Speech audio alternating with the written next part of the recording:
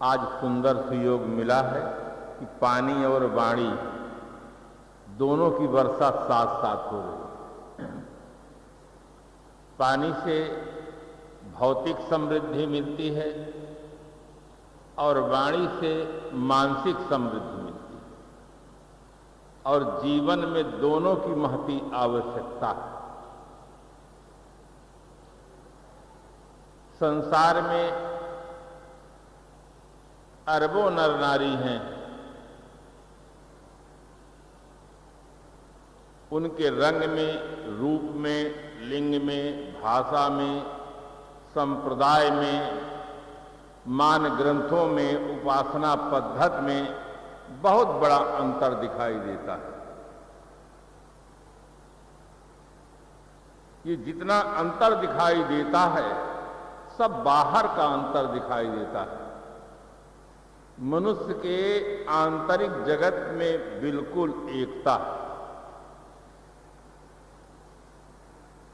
एकता अनेकता में एकता, ये है भारत की विशेषता।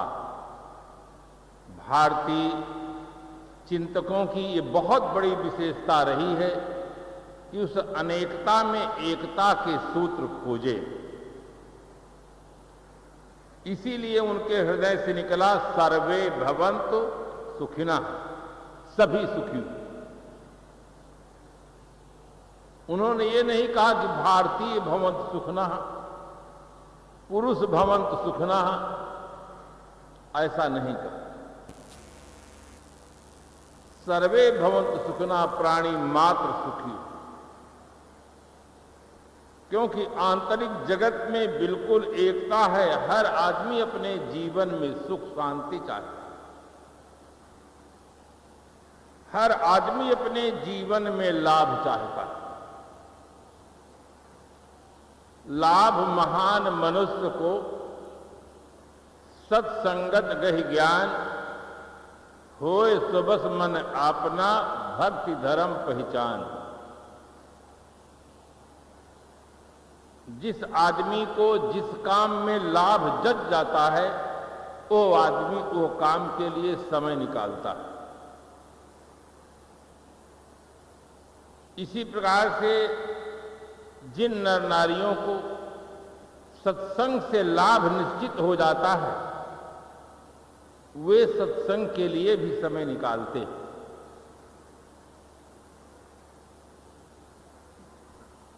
जो सांसारिक लाभ है, भौतिक समृद्धि है, उसके लिए तो बिना कहे ही लोग समय निकालते हैं। मानसिक समृद्धि के लिए लोगों को बतलाना पड़ता है, जगाना पड़ता है कि आपकी आर्थिक स्थिति अच्छी है।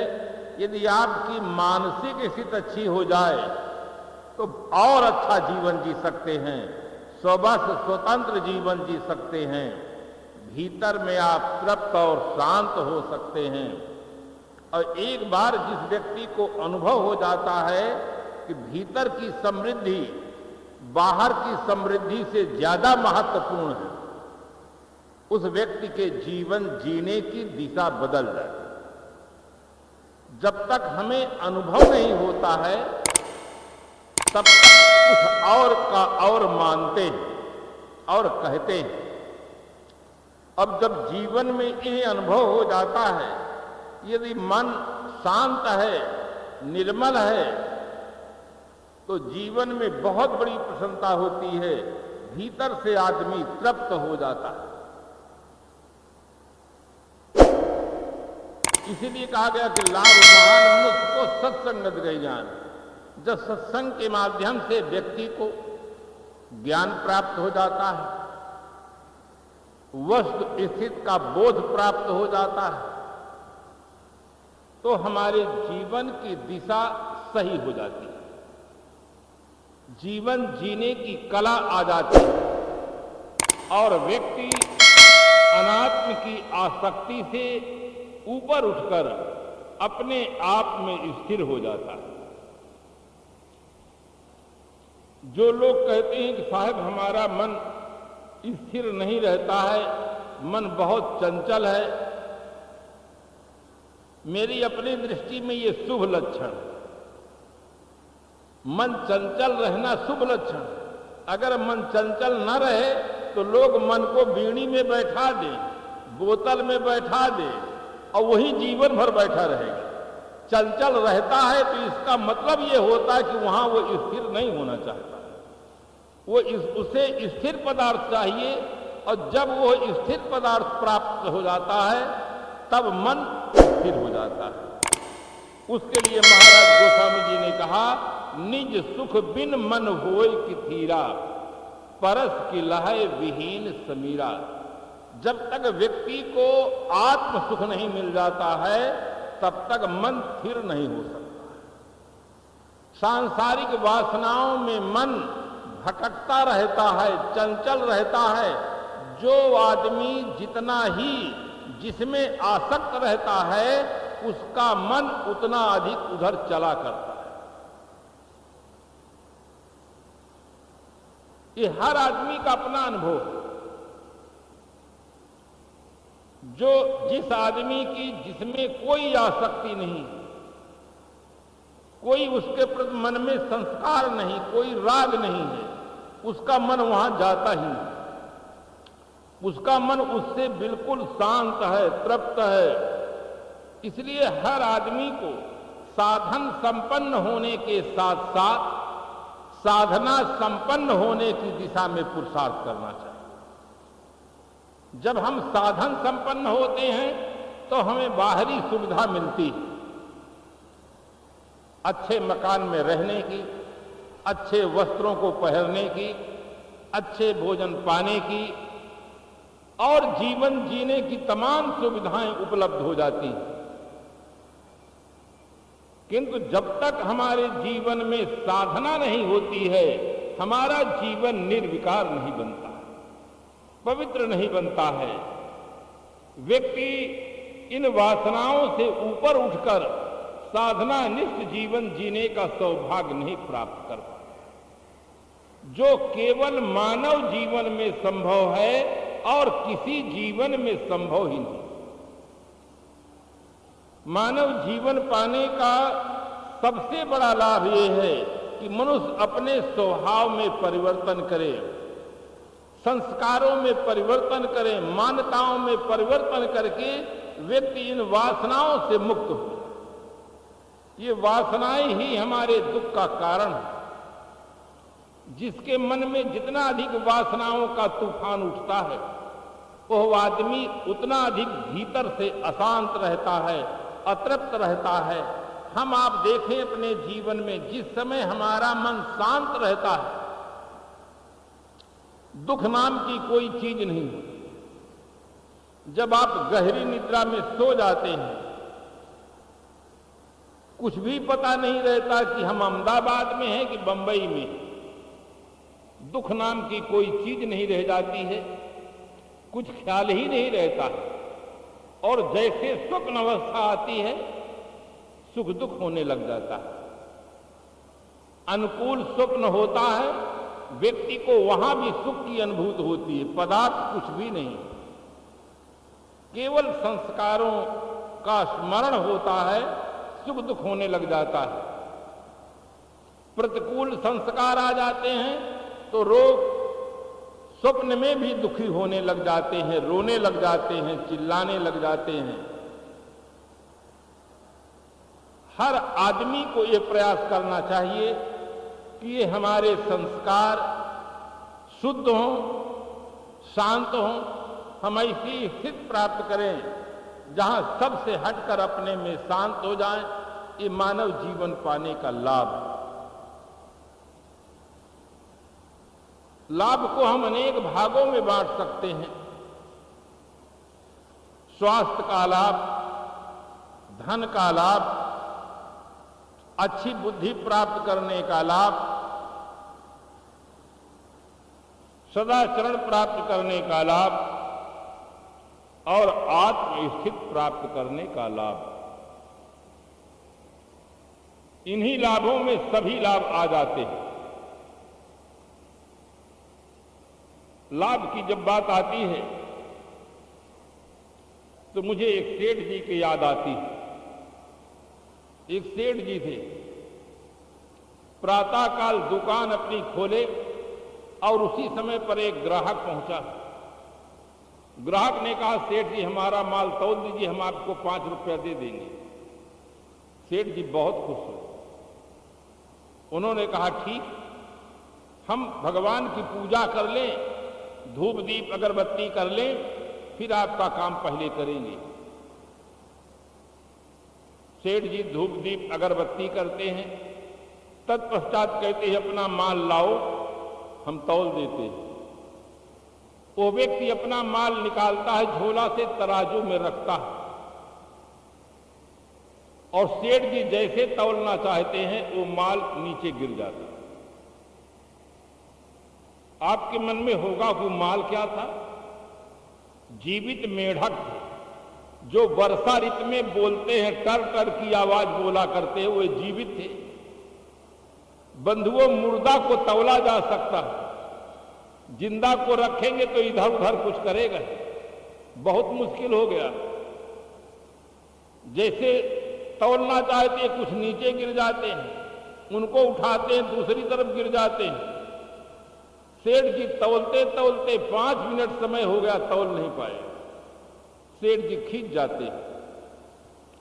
खींच करके उन्होंने कहा, सुबह सुबह हमारी दुकान पर आकर हमारा समय बर्बाद कर दिए। उन्होंने कहा, अभी तो आप कह रहे थे कि भगवान की बहुत बड़ी कृपा है, दुकान खोलते ही ग्राहक भेज दिए, कुछ माल नहीं जाएगा, 5 रुपया मिल जाएगा। अभी भी हमारा माल आप तौल दीजिए, हम आपको 5 रुपया देते हैं। सेठ ने कहा, क्या तौल दे? ये जीवित मेढक लाए हो, अगर मुर्दा होते तौल देता। इनको तौलना चाहता हूं, एक इधर गिर जाता है, एक उधर गिर जाता है, दोनों में बात छिड़ गई। एक वृद्ध व्यक्ति आ गया। वास्तव में वृद्धों का बहुत बड़ा सम्मान होना चाहिए, उन्हें जीवन का अनुभव के साथ आप गलत व्यवहार करेंगे तो 10 ग्राहक टूट जाएंगे। इस ग्राहक के साथ सुंदर व्यवहार करेंगे तो 10 नए ग्राहक मिल जाएंगे। जो आपके आजीविका के साधन हैं, उनके साथ आप ऐसा व्यवहार कर रहे हैं। सेठ को नरम होना चाहिए, नम्रतापूर्वक व्यवहार करना चाहिए। वास्तव में जिस आदमी के वाणी में नम्रता होती है, मधुरता होती है, वो आदमी सबका प्रिय बन जाता है। उन्होंने कहा कि आप अपनी बुद्धि से काम ले, सारी समस्या का समाधान बुद्धि से होता है। जिस आदमी के पास सुंदर बुद्धि होती है वो समाधान कर लेता है। उन्होंने कहा, मेरी बुद्धि कुछ काम नहीं करती, कुछ समझ में नहीं आता, क्या करूं? उसने कहा, देखिए, आप दुकान से कपड़ा लाइए और तराजू के चारों कोण कपड़े से बांध दीजिए, बीच में मेढक रख दीजिए, आराम से तौल लीजिए। सेठ जी सुन करके एकदम खुश हो गए। इतने सरल समाधान, कोई बुद्धि काम नहीं कर रही थी। जिस आदमी की समस्या का समाधान मिल जाता है, उस आदमी के चेहरे में प्रसन्नता होती है। हमारे भीतर जैसा कुछ चिंतन चलता रहता है, उसका प्रभाव मन पर पड़ता है, चेहरे पर पड़ता है। सबसे ज्यादा चेहरे को देखकर आदमी जान लेता है कि इनके भीतर की स्थिति क्या है। इसीलिए कहा जाता है, face is the index of mind. चेहरा अंतःकरण का मार्गदर्शक, उससे भीतर की स्थिति का पता चलता है। जैसे दुकान के बाहर साइन बोर्ड पर लिखा रहता है, स्टील के बर्तन की दुकान, कपड़े की दुकान, लोग पढ़ लेते हैं और अंदर चले जाते हैं। इसी प्रकार से लोग चेहरा भी पढ़ते हैं, उसके अंदर भी उसमें भी कुछ लिखा रहता है कि भीतर क्या हो रहा है। एकदम प्रसन्न मुद्रा में तुरंत दुकान से कपड़ा लाता है, चारों कोण बांध करके मेढक को बीच में रखता है। जैसे मेढक को तौलना चाहता है तो मेढक आपातकालीन मीटिंग लेते हैं। कि अब हम क्या करना चाहिए। उसमें एक लीडर था। लीडर का दिमाग बड़ा तेज होता है।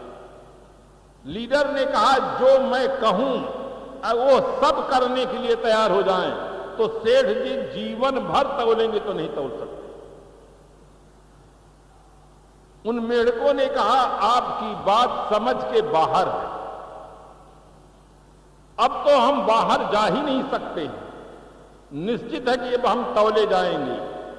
उन्होंने कहा कि ये बहस करने का समय नहीं है, मैं जो उपाय बतलाऊं सब प्रतिज्ञा करो कि वही काम हम करेंगे, तुरंत सफलता मिल जाएगी।